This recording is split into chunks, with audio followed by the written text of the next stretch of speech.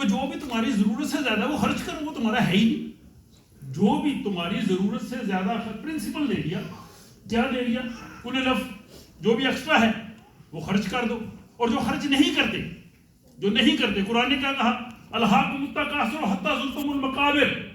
قبر میں ان کے ٹانگیں چلی گئی ہیں اور ان کی ہوس ختم نہیں ہوئی. اور وہ کرتے کیا ہے؟ جمع مالا وعددا، وہ گنتے رہتے ہیں، تھیلی کو بند کرتے ہیں، بینک بیلنس چیک کرتے ہیں، پیسہ کتنا ہو رہا ہے. ضرورت مند جو ہیں کینسر کے مریض باقی معاشرے میں ان کو ضرورت ہے، اور وہ کیا کہتے ہیں؟ جمع مالا وعددا، گنتے رہتے ہیں، جمع کرتے رہتے ہیں تھیلی. کیا کہا اس نے؟ اللہ نے کہا کہ اے حبیب، سورہ توبہ آیت 34-35. میں آپ کو کوئی قصے کہانیاں نہیں سنا رہا، ریفرنسز دے رہا ہوں. موبائل کھولیے، گوگل چیک کرتے جائیے. سورہ توبہ آیت 34-35 کہ جو لوگ سونے چاندی کو، پیسے کو جمع کرتے ہیں، ضرورت مندوں کے لیے خرچ نہیں کرتے، ان کو دردناک عذاب کی بشارت دے دو.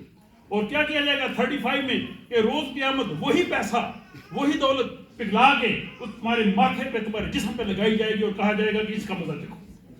تو یہ دونوں چیزیں قرآن نے بتا دی. اور پھر سورہ ابراہیم میں کہا کہ اگر تم شکر کرو گے تو خدا تمہیں اور دے گا، اور نہ شکری کرو گے تو جو دیا ہے وہ بھی لے لے گا.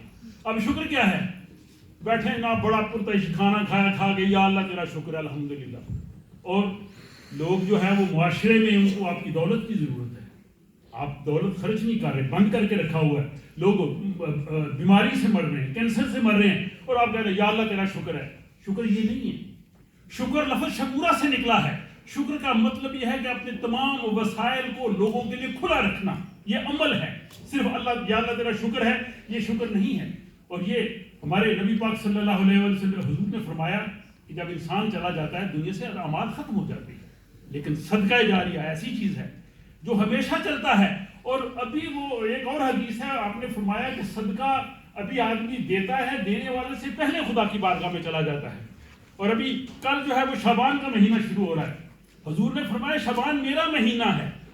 رمضان سے پہلے ہم ٹریڈیشنلی زکوٰۃ، صدقات اور اپنے فطرانہ بھی دینا ہے. ابھی انہوں نے، میری بہن نے آپ کو پوری تفصیل بتائی ہے. آپ زکوٰۃ بھی دے سکتے ہیں، فطرانہ بھی دے سکتے ہیں، رمضان سے پہلے وہ ساری چیزیں دے سکتے ہیں.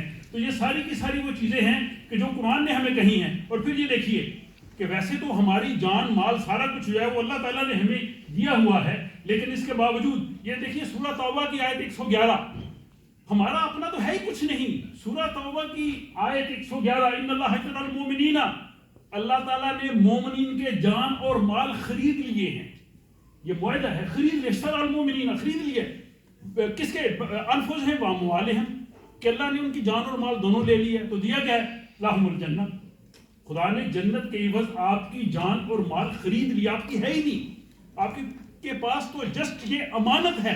یہ سورہ توبہ کی 111 میں اس چیز کا وہ ذکر کر دیا. اور اس کے باوجود کہ یہ خدا نے ساری چیزیں دی ہیں، یہ خدا نے خرید لی ہے، خدا اس کے باوجود کیا کہتا ہے کہ کون ہے جو خدا کو قرض حسنہ دینے والا ہے؟ کون ہے جو خدا کو، سورہ بقرہ آیت 245، ابھی دیکھیے کہ من ذا الذی یقرض قرضا حسنا، خدا کہتا ہے کون ہے جو مجھ کو، خدا آپ سے قرض مانگ رہا ہے اپنے دیے ہوئے مال میں سے کہ قرض دو. اور خدا نے ایک دفعہ نہیں مانگا، قرآن میں 6 دفعہ خدا نے آپ سے قرض حسنہ مانگا ہے. سورہ بقرہ کی آیت 245 میں مانگا ہے، سورہ مائدہ کی آیت 12 میں مانگا ہے، سورہ الحدید کی آیت 11 اور 17 میں مانگا ہے، سورہ طلاق کی آیت 18 میں مانگا ہے، اور سورہ مزمل کی آیت 20 میں مانگا ہے. خدا کہتا ہے کون ہے جو خدا کو قرض حسنہ دینے والا ہے؟ اور خدا صرف یہ نہیں کہتا کہ مجھے قرض دے دو، وہ کہتا ہے گارنٹی ہے واپس دوں گا، واپس دوں گا.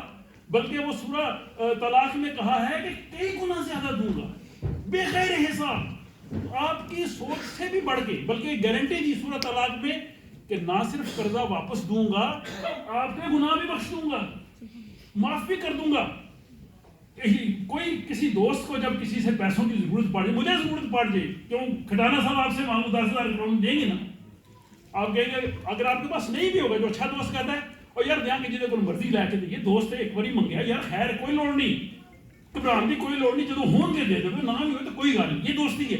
وہ خدا آپ سے مانگ رہا ہے 6 دفعہ قرآن میں کہ قرض دے دوں، واپس دے دوں گا، اور آپ اس پہ غور ہی نہیں کر رہے. اور خواتین، آج ماشاءاللہ بڑی تعداد ہے خواتین کی، اپنی قسمت پہ جھوم جائیے سورہ الحدید میں خدا نے خصوصیت سے عورتوں کا ذکر کیا ہے، وہ عورتیں جو خدا کو قرض حسنہ دینے والی ہیں۔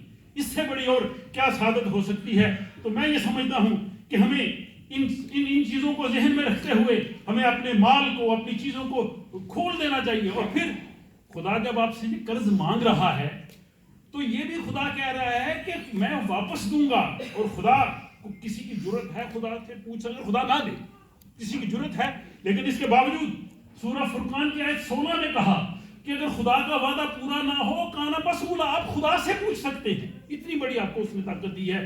تو اس لیے یہ میں آج یہ گزارش کروں گا کہ آج آپ جو یہاں پہ آئے ہیں، آپ یہ عہد کر کے جائیے، اپنے والیٹس کھول دیجیے، اپنے پرس کھول دیجیے، اپنے کارڈ یہاں پہ لگائیے، پیسہ زیور ڈیٹ جو بھی لگائیے، آج یہ کر کے جائیں، خدا سے سودا کر کے جائیں۔ خدا آپ سے مانگ رہا ہے، بار بار مانگ رہا ہے، اور خدا کہہ رہا ہے کہ میں واپس دوں گا۔ ایک دفعہ خدا سے تجارت کر کے دیکھ لیں، اگر نہیں پوری ہوگی تو آپ خدا سے بھی پوچھ سکتے ہیں۔ یہی میرا آج کا میسج ہے۔ یہ سارا کنکلوژن ہے کہ جس کا عمل ہو بے غرض اس کی جزا کچھ اور ہے، جس کا عمل ہو بے غرض اس کی جزا کچھ اور ہے، حور و خیام سے گزر بادہ و جام سے گزر۔ تو اس سے پہلے میں ہمارے جو معزز مہمان آئے ان کو ہم بلائیں، ہمارے پاس جو